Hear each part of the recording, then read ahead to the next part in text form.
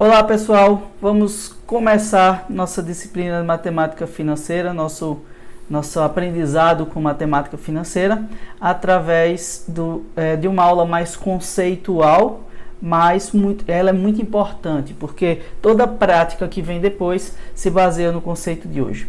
Pessoal, para a gente entender o que é matemática financeira é crucial, é absolutamente necessário que eu tenha isso daqui, ó, uma linha do tempo.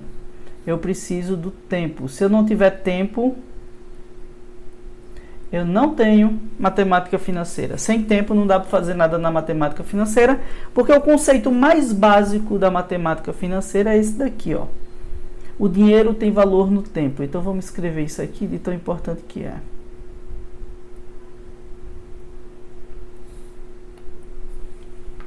Deixa eu diminuir um pouquinho.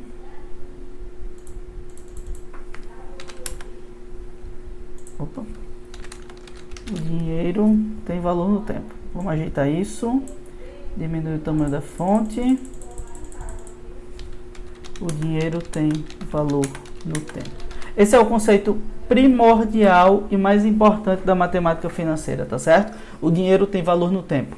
Então, isso significa dizer que R$1.000 agora não são a mesma coisa que dá R$1.000 daqui a um ano, daqui a 2 anos. Então tem um grande economista chamado Mises, que ele disse assim: você prefere receber $1 hoje ou 1 milhão daqui a 200 anos? Só você pode sacar, você não pode passar para ninguém. Aí todo mundo fica querendo $1 milhão, só que daqui a 200 anos as pessoas não estarão, quem está vivo hoje não vai estar vivo daqui a 200 anos, nem vai querer esperar 200 anos para ver dinheiro, para ver o dinheiro. Então, essa questão do dinheiro ter valor no tempo é a pedra fundamental, é o alicerce da matemática financeira, tá certo? Então, a partir desse aspecto, considerando isso daqui, que o dinheiro tem valor no tempo, a gente vai agora montar o que a gente chama de fluxo de caixa, um gráfico, né? Uma representação gráfica de um fluxo de caixa. Então, a primeira barra é a barra horizontal, que é a barra do tempo, tá certo? Eu posso ter entradas de caixa. Entradas de caixa são linhas verticais que eu coloco aqui ao lado. Deixa eu botar de outra cor porque você vai conseguir entender melhor. Entradas de caixa. Aqui de amarelo é uma entrada. São uma barra vertical para cima, acima da linha do tempo, é uma entrada de caixa. Normalmente ela não é grande assim não, estou representando maior para poder você entender bem. Saídas de caixa são linhas também, são barras verticais também, só que elas ficam abaixo da linha do tempo. Então, saída de caixa. Aqui abaixo eu tenho uma saída de caixa, e de amarelo aí uma entrada de caixa, sempre representada pela mesma cor. Estou botando cores diferentes para você poder captar melhor, tá certo? Então aqui nós temos uma representação gráfica de um fluxo. Eu posso ter várias entradas e várias saídas, tá? Eu vou botar mais algumas saídas aqui para você entender. Isso seria mais ou menos quando a gente compra parcelado, tá? Você financia o produto, é como se você pegasse emprestado ou um empréstimo no banco, tem uma entrada de caixa na hora, que é o dinheiro entrando na tua conta, e depois você paga parcelado. Isso daí é uma representação gráfica de um empréstimo, por exemplo. Nesse caso eu tenho 5 saídas de caixa, ou seja, seria uma entrada, que seria o empréstimo que eu faço, e 5 parcelas que eu vou pagando depois. Isso é uma representação gráfica de um fluxo de caixa, tá? Deixa eu apagar aqui, porque agora eu quero explicar a você outro conceito que eu considero muito importante. Na verdade, é outro conceito essencial, tá? Vamos imaginar o seguinte: eu quero apresentar o conceito de juro. O que é o juro ou juros? O que são os juros? Juros são uma espécie de aluguel do dinheiro. Então, o que acontece aí? Você vai pegar um determinado imóvel. Imagine que você tem uma casa, a casa vale uns R$200 mil. Então você tem um bem no valor de 200 mil. E aí você decide alugar esta casa e você aluga esta casa por R$1.000, tá? Deixa eu montar o contexto. a casa, eu tenho a minha casa aqui, e o valor da casa. O valor da casa é 200 mil. E eu tenho o aluguel da casa. Eu vou receber este aluguel. Este aluguel tá por R$1.000. Então, o aluguel é 1.000 e a casa vale 200 mil. Os juros nessa situação são R$1.000. Porque você vai receber todos os meses esses R$1.000. Isso são juros, tá? Esses são os juros da sua operação.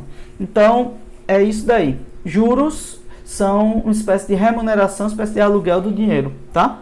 Então, se a gente quiser entender o conceito de juros, é exatamente isso. É o aluguel de qualquer montante, de qualquer quantia de capital, tá? Então, entendido isso? Então, a gente vai passar para frente, pessoal. Entendido isso, a gente precisa seguir adiante e a gente vai começar a entender que juros são medidos em reais, tá? Juros são medidos em reais, certo? Só que existe outra coisa que o pessoal também, que a gente precisa aprender, que aí se chama taxa. Taxa de juros. Taxa de juros. Ô, professor, o que é a taxa de juros? Taxa de juros é o percentual de pagamento dos juros em relação ao montante todo. É como se fosse o quanto você recebe de cada R$100 que você tem aplicado ali. Então, é muito importante a taxa de juros para você comparar montantes, tá? Isso é ótimo para comparação. Então, vamos seguir adiante sem se preocupar com o conceito agora, porque a gente vai entender como é a taxa de juros. A taxa de juros, e eu vou representar pela letra I, tá certo? Depois eu explico todas as variáveis, não se preocupa. Assim que a gente terminar isso, a gente vai passar para a explicação das variáveis. A taxa de juros, que eu vou representar pela letra I, eu vou colocar o aluguel. É o aluguel dividido pelo valor. Então, analogamente, o juro não é o aluguel do dinheiro. Se eu pegar o aluguel e dividir pelo montante emprestado, pelo valor do apartamento nesse caso, dessa casa na verdade, você vai descobrir a taxa de juros. Então eu tenho R$1.000, que é o aluguel, e eu divido pelo valor do imóvel, que são 200 mil reais. Então se eu dividir 1.000 por 200 mil, vai dar 0,005. 0,005 é a taxa de juros, tá? Então, a taxa de juros vai ser 0,005. É muito comum a gente representar a taxa de juros em percentual. Então, se eu converter esse 0,05, 0,005 é o mesmo que 0,5%, tá? Isso tudo ao mês. Não se preocupem com isso, não. A gente vai ter exercício só para isso. Mas isso tudo ao mês. Então, o que são os juros? É o aluguel do dinheiro, a representação, é a remuneração de determinado capital. E o que é taxa de juros? É o percentual de remuneração. A gente vai usar a taxa de juros muito, o curso todo. Taxa de juros, taxa de juros, taxa de juros, tá certo?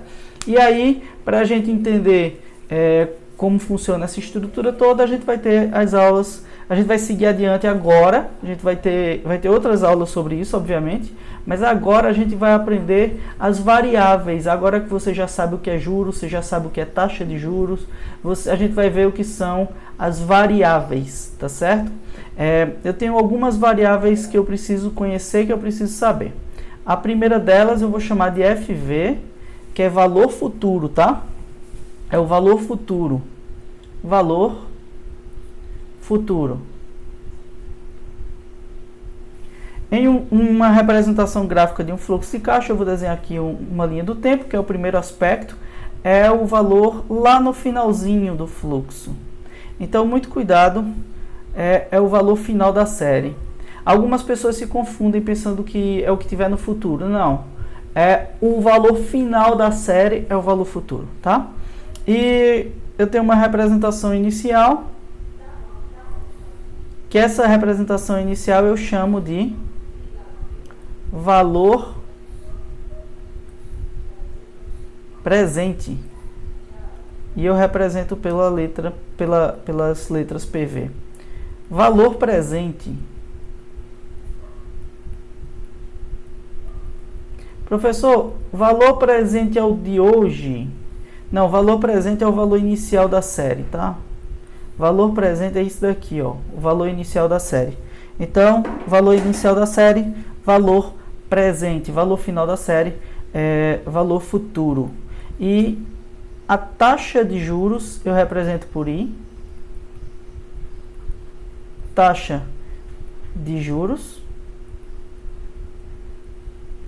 E a quantidade de períodos, que pode ser meses, anos ou qualquer coisa do tipo, eu represento pela letra N.